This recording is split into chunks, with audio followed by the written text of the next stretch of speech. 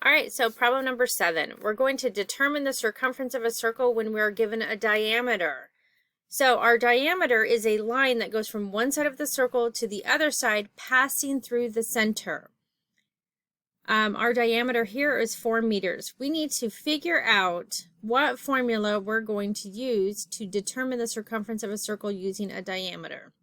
The formula I need to use is C, circumference, equals pi d. And when you have pi and d stuck together like that, we're multiplying. So C equals pi times d.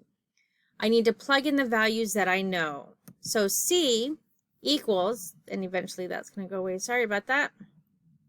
Pi is 3.14, my d is 4.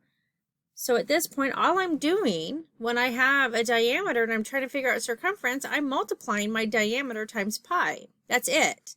So there really isn't a whole lot going on here except for one multiplication problem. So 3.14 times 4 equals 12.56. I'm going to move that over here with my label of M because that's what we're working with. So C equals 12.56 meters. I'm going to take that picture, copy and paste it into my slide with all my answers. So that way I know that I have it correct.